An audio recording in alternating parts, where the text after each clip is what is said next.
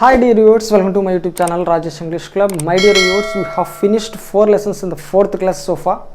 Today we are going to learn about the 5th lesson of the 4th class, and that is the magic fish, a wonderful lesson. Chala బాగుంది ఈ lesson. So ఈ lesson చదివి మీరు enjoy చేయండి. So మరి ఈ లెసన్కి సంబంధించినటువంటి glossary, vocabulary, grammar, writing part మరియు టెన్స్ కూడా ఇచ్చాడు, ప్రెజెంట్ కంటిన్యూస్ టెన్స్ అనమాట. సో వీటి గురించి మనం క్లియర్గా చూద్దాం.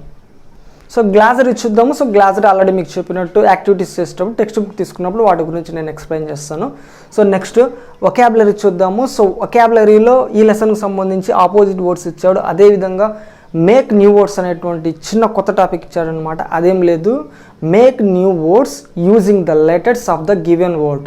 సో ఆల్రెడీ మనకు ఒక వర్డ్ ఇచ్చింటాడు, ఆ వర్డ్లో ఉన్నటువంటి లెటర్స్ని యూజ్ చేసి మనము కొత్త వర్డ్స్ని క్రియేట్ చేయాలన్నమాట. అదే ఈ టాపిక్.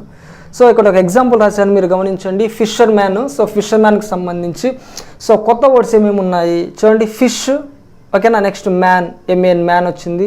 Name, N A M E name. అదేవిధంగా షీ, ఎస్హెచ్ఈ షీ అనమాట. సో లెటర్స్ని యూజ్ చేయండి. సో జంబులైనా పర్లేదు, ఆ లెటర్స్ని ఉపయోగించి కొత్త వర్డ్స్, మీనింగ్ఫుల్ వర్డ్స్ని మనం క్రియేట్ చేయాలన్నమాట.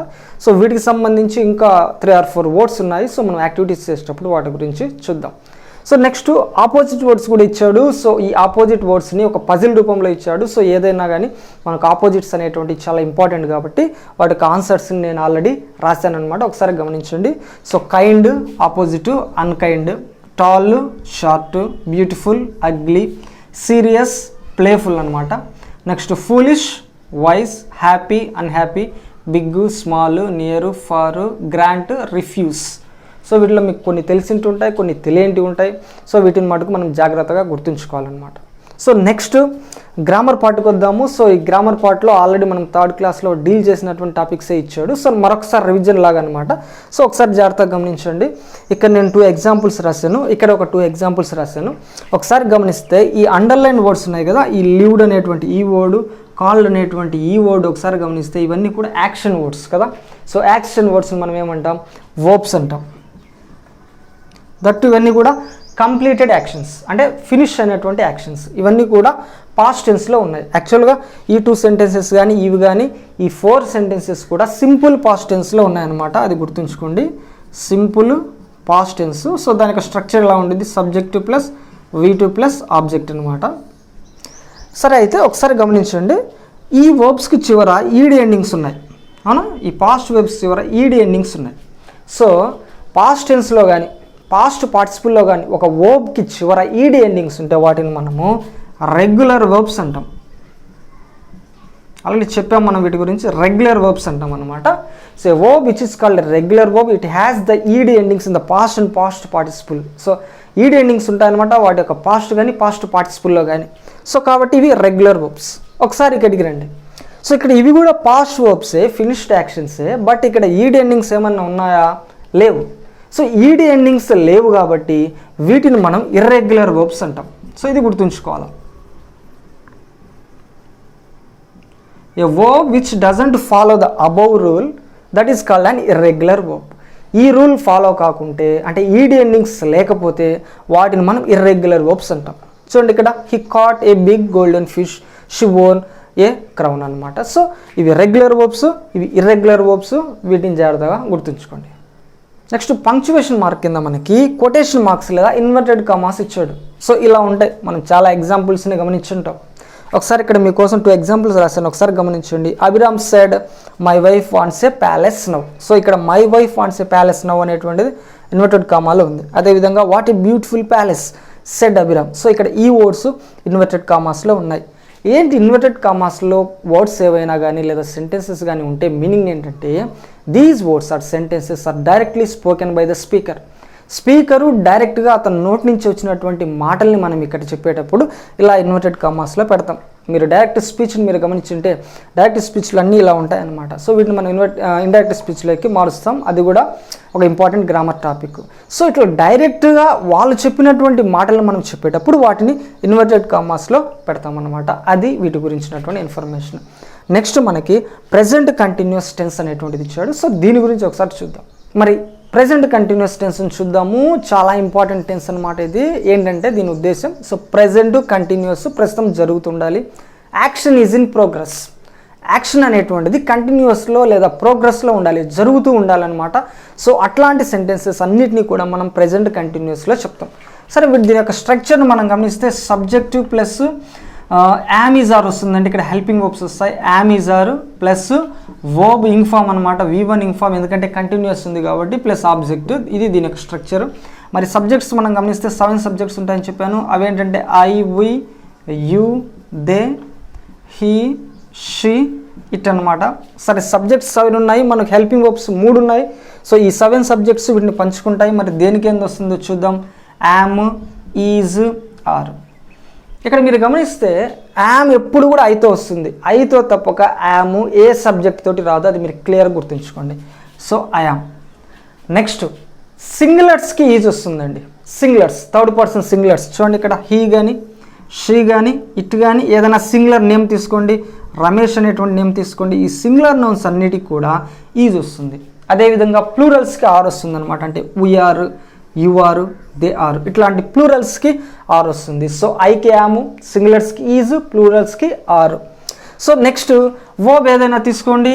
ప్లేయింగ్, ఇది ఒక వర్బ్, ఇంగ్ ఫామ్లో ఉండాలి కదా. నెక్స్ట్ వాకింగ్, సో ఏ వర్బ్స్ అయినా మీరు తీసుకోవచ్చు. గోయింగ్, ఈటింగ్, సో ఇలా ఎగ్జాంపుల్స్ ఎన్నైనా కానీ మనం తీసుకోవచ్చు. నెక్స్ట్ ఆబ్జెక్ట్ అనమాట. సో ఆబ్జెక్ట్స్ సెంటెన్స్లో ఉండొచ్చు, ఉండకపోవచ్చు. క్రికెట్ అనేటువంటిది ఒక ఆబ్జెక్ట్, ప్లేయింగ్ క్రికెట్ అనేటువంటిది. నెక్స్ట్ గోయింగ్ టు మార్కెట్ అనేటువంటిది. నెక్స్ట్ ఈటింగ్ ఏ మ్యాంగో అనేటువంటిది. సో ఇలా మనం ఆబ్జెక్ట్స్ తీసుకోవచ్చు. సో వీటిని ఒకసారి మీరు కంబైన్ చేస్తే I am playing cricket. Next we are going to market, you are going to market, you are walking, he is eating a mango. So ఇలా మనం ఎన్ని సెంటెన్సెస్ అయినా వీటి ద్వారా తయారు చేయొచ్చు అనమాట. మనకు టెక్స్ట్ బుక్లో ఇంకా కొన్ని ఎగ్జాంపుల్స్ ఇచ్చాడు, వాటిని మనం యాక్టివిటీస్లో చూద్దాం. ఫ్రెండ్స్, నేను టెక్స్ట్ బుక్తో రెడీగా ఉన్నాను. పేజ్ నెంబర్ 66 ఒకసారి ఓపెన్ చేస్తే మనకు గ్లాసరీ చూద్దాం. ఫస్ట్ స్ట్రేంజ్ అంటే వింతైన, పాపప్ అంటే సో అకస్మాత్తుగా సడన్గా కనిపించడం అనమాట. సో అపియర్స్ సడన్లీ అంటే సడన్గా మనకు కనిపించడం. నెక్స్ట్ ప్యాలెస్ అంటే ఒక రాజభవనము. స్టార్మ్ అంటే తుఫాను, మీకు తెలిసిందే. థ్రోన్ అంటే సింహాసనం అన్నమాట. So Hollywood web series A game of Thrones అనేటువంటి ఒక ఫేమస్ వెబ్ సిరీస్ ఉంది, చాలా బాగుంటుంది మరి. సో నెక్స్ట్ అదేవిధంగా యాక్టివిటీ 4ను గమనించండి. పేజ్ నెంబర్ 67లో ఇక్కడ మీకు ఆల్రెడీ చెప్పినట్టు make new words using the letters of the given word అనమాట. సో ఫిషర్ మ్యాన్కి మనం చేసాం. Fish, man, name, she. Next అదేవిధంగా బ్యూటిఫుల్, మరి బ్యూటిఫుల్కి సంబంధించి so eat, beat, table, fault. Next strange, దీంట్లో age, NEFT, range, eat, throne, not, one, horn, net. ఇవే కాదు చాలా వస్తాయి. సో ఇక్కడ వాళ్ళు మనకి 4 వర్డ్స్ అడిగారు కాబట్టి మనం 4 చెప్పాను మీకు. నెక్స్ట్ పేజ్ నెంబర్ 68లో యాక్టివిటీ 5 చూడండి. ఇక్కడ పజిల్ ఫిలప్ చేయాలి విత్ ద ఆపోజిట్ వర్డ్స్ అనమాట. సో పజిల్ అనేది పక్కన పెడితే ఆపోజిట్స్ మనకి ఇంపార్టెంట్ కాబట్టి ఆల్రెడీ మీకు చెప్పాను నేను.